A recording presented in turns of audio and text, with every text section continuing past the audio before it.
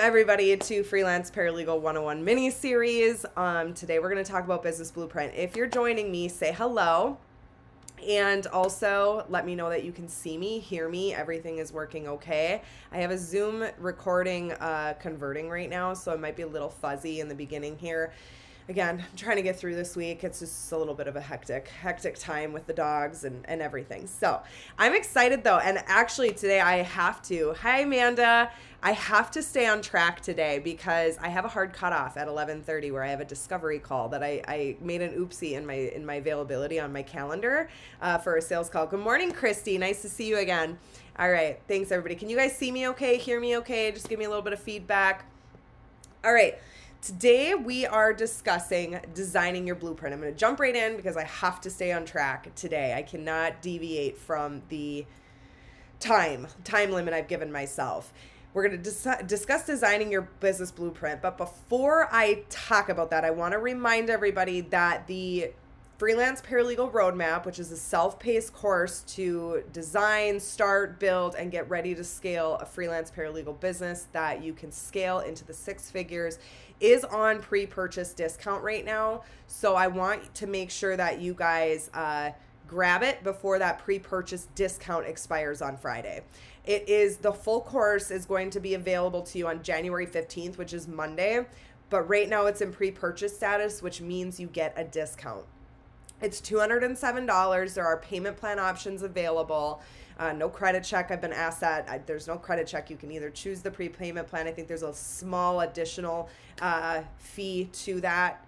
Not fee, but it's a little, I think it's 15% off for the payment plan, 20% off for the pay in full right now. But it's going to go away into next week where we're going to just go right into opening the course up for purchase and starting. So if you want to get the Freelance Paralegal Roadmap and get in that course, join while it's still on discount. It also is going to be closed by the end of next week where no more joining, and we're going to close down the course for the foreseeable future until I decide to do another launch of it. So let's jump in.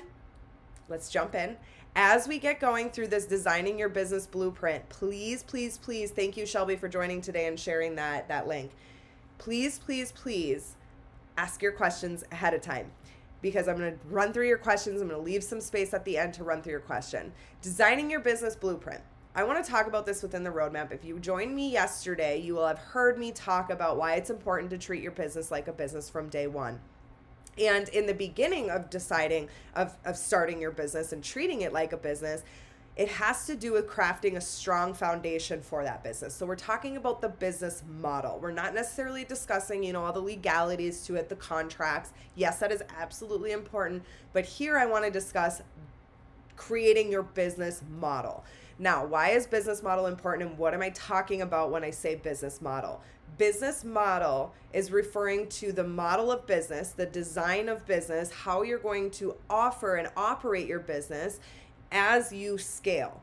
Is that chosen business model scalable? And if so, how are you going to scale it? Why that's important to learn from day one and crafting that strong foundation to understand where you're taking this business longevity, long term, is so that you don't reach massive roadblocks and setbacks along the way. When I started my business in 2020, March of 2020, I really did not have a business model in mind. All I knew was that I was going to try to start attracting clients, try to start commanding my own rates, and see where it went. Lo and behold, it took off. My mindset was right. My belief systems were in place, and boom, it took off. I got a ton of clients over the following, preceding 3 months after that, after starting. And I was at a crossroads. I've either capped out here, which I set my prices way too low, and I really didn't want to cap out there because I'm like, crap, how do I get my prices higher? Like I should have in the first place. My prices were too low. I got a lot of clients under that price point. And I thought, I'm capped out. There's only one Jacqueline to provide these services to my clients. Where do I go from here? And so I just reactively started looking for paralegals to come in and support me, and kind of started treating it like a team type of model of business. So I brought in 2 paralegals. I think I had an estate planning paralegal and a personal injury paralegal to come in and help. And it was very messy. My clients, because I was Jacqueline Foster Paralegal Services, when they hired me, they hired me. They knew I was bringing in somebody. It's also very clear in my contract that I'm allowed to use subcontractors. But I was trying to manage like a puppeteer, all these clients, these two paralegals, bring them up to speed on the cases that they were about to draft on. You know, it's not always simple to just go in and draft a demand letter. You need all this information. Same thing with the probates. What's going on? Where are all the heirs? How are things going?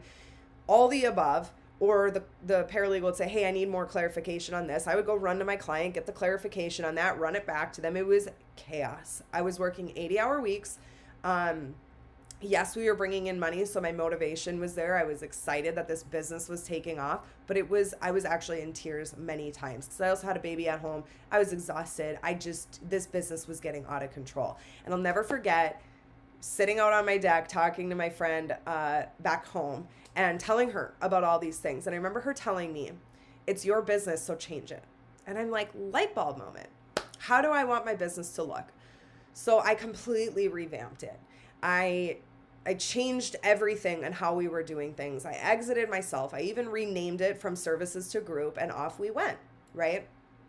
Off we went into an agency model. That's what I decided. Now, I was actually just talking about this a minute ago to somebody else, how I really do wish I would have tried to stick through that team model and having a team of paralegals. I think that would have been a really fun business to scale. But I'm happy with where I landed. I love my expertise in legal staffing, and that's just how the business took off.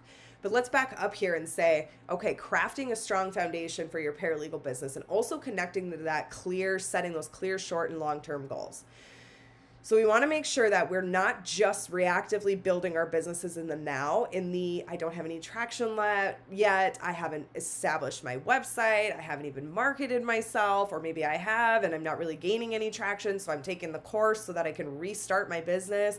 Why it's so important to decide, or at least have some general idea of where you're wanting to take this business, is because you're going to make decisions in the now and how you operate with your clients, so that as you grow, you can scale with a lot less resistance, with a lot less headache, with losing that risk of losing clients, eliminating that risk of losing clients as you scale, because you get very messy in the scaling process. And so as we sit back and we look at, okay, we're building this business. We're not just building this business so that we can have great money, right? At the end of the day, money is wonderful, but if that money doesn't lead to our true authentic life that we want to live, that's not the point of money. To me, money is supposed to be there so that we can live our true authentic life, whether that be giving back to the community, enjoying the luxuries that make us feel good and happy, or helping our family, or living in this low stress, slow life of financial security and creation and what have you. So looking at the bigger picture of our businesses and what we see ourselves wanting to do every day, how we see ourselves operating this business long term, you're going to struggle with knowing that you can achieve that, and I promise you can. So take my word for that just in the moment here while we're talking about this.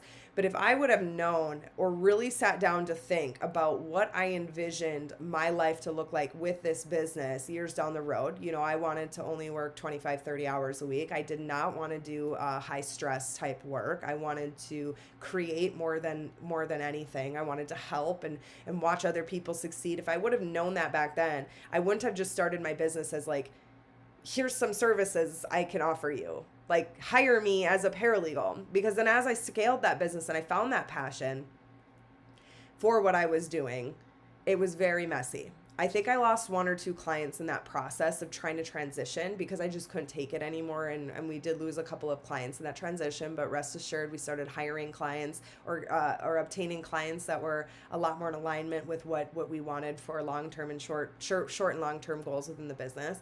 But really connecting when you sit down to start that business, where do you see this business going? And agreeing with yourself that it's going to happen, so you can make decisions today that are going to make it possible in an easier scaling journey, right? Easier scaling journey to get there.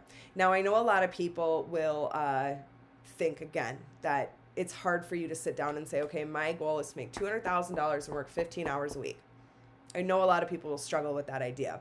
Just have faith that it will happen for you. It is possible. And I say that, the only reason I say that is because I don't want you to have fear and doubt block what can actually happen for you. You would not have those desires if it wasn't possible. So please, please believe in yourself as you sit down to craft that strong, clear, short, long-term goals, future, long-term goals of where you see this business going, so that you can set the foundation for your freelance paralegal business correctly from day one. Now, I just want to make a little disclaimer here. That does not mean that when you start your business, you're not going to be the solo, right? You're not going to be the only person giving your services and directing your services. It's the way you're onboarding your attorneys and your marketing, and you're establishing your business for what service you have that needs to stay consistent as you do scale the business. For instance, if you want to have a team model and you want to have these pods and these departments below you that are helping pump out product in a compact, predictable, this is what you get for the money you spend type of way, a productized type business, your client should already be perceiving that process as the way the process is from day one, regardless if you're doing all the work behind the scenes. As you get more clients, those clients will understand, and you can just put people in place as you start going beyond your own capacity. So I hope that makes sense. If you're in here and you're listening this whole way through, let me know if that's making sense or if I need to clarify anything around that, and how, yes, you will be the solo show when you build your business, but you're going to structure the model of your business, even if you're the only person working in it. I got to put that pen down. You're going to structure your model of business in a way that can scale for your long-term goals, for both your immediate short and long-term goals. Okay.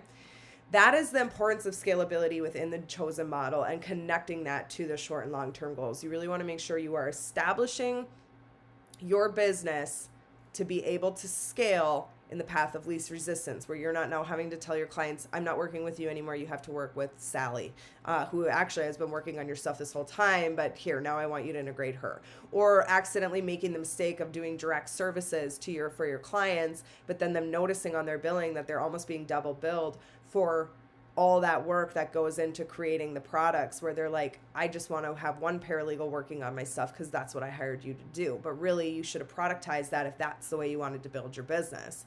Okay. So there's going to be a lot of pros and a lot of cons to each type of model you choose, whether that's the freelance service, and I shouldn't say freelance service, it's all freelance, but the direct one-on-one work with your client. You delegate what you need, and I will get it done back to you in the time you need it back by, agreed upon, what have you. There's pros and cons to that model. There's pros and cons to the group model. There's pros and cons to the agency model. There's pros and cons to the consulting model, the systems and processes. There's pros and cons to all of it. So it's really important for you to get clear, journal, meditate, think on it. It's an important decision. You're making a very important decision today for the trajectory of your career. Okay, I'm not saying you can't fix it going back, change it like I did several times as I was fumbling my way through different models and seeing which one worked the best. But it's a big decision that's going to it's either going to allow time to be like this, or it's going to allow time to be like this in half, right? Because time is just a perception, but we can condense that time. We can fold that time in half if we truly, truly get clear, crystal clear on where we're wanting to take our business, because we're making decisions in the now that are going to support us in the then, in the when it's time to forward hire and get that next person in to take a piece of the puzzle off of my plate without any interruption to the clients that I'm currently serving. Okay. So if you're looking at freelancing, that looks like bringing in a subcontractor. How are you going to, what types of work are you going to anticipate offloading to them? That's not, your clients aren't going to really notice extra billing for, but it's going to help you take more clients. If you're looking at the group model, what types of pods are you going to be building out? How are you going to build out your systems and processes in the process, the systems and process in the process to accommodate that growth as you bring more people in and they need to go through training into your processes and offload, a piece of the puzzle from you, whether that's the client relationship management. You probably won't offload that first. You'll probably offload, the drafting or the proofreading or what have you in the system, in the process behind the product that you're giving to your client. Or the agency model, right from the get-go. Do you just want to, maybe take a couple of clients on, build your sustainability, and then every client thereafter is going to be matched with a new paralegal, right? With a paralegal that you're going to place with them, because that's where you want to go with your business. You want to be an agency. You want to do those things and be involved in the staffing aspect and the consulting aspect of staffing a law firm, okay?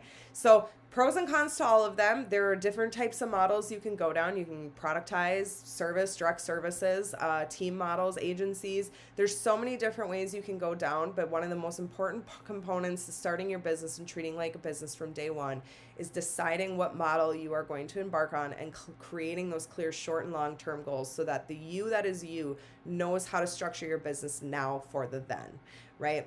Okay. If you're enrolled in the Freelance Paralegal Roadmap, again, that pre-purchase discount expires this Friday. So make sure if you're planning to join, you jump on it by this Friday so that you can take advantage of that discount. After this Friday, it will still be open for a period of time because the course is launching officially on the 15th. It'll be open for about a week after that, but it'll be at full price. So if you want to take advantage of the discount, the payment option, jump in and do that. Both payment option and the full price are discounted right now. So make sure you go in and do that. Watching from Iowa. Great, Amanda. Also, the Paralegal Entrepreneur Planner, Shelby has been gracious to share. That has blown up. I am still so very grateful. We hit 2 number one new release categories. Number one new release categories with that planner. We hit the self-employment and home-based business, number one new release categories on that. To be very, very clear with you guys, this is a planner. It's not a book. There is a small guide in the front of this planner on how to use the planner appropriately, how to start picking apart and different elements of your business you will need to have in place as far as it relates to the problem, the solution, those types of things where you're going to have to do a little bit of self-study and doing that. It'll pair very nicely with my Freelance Paralegal Roadmap, where that'll be a no-brainer for you to fill out. However, you might have to do a little bit of self-study if you're not planning on taking that roadmap to fill in the beginning parts of the planner.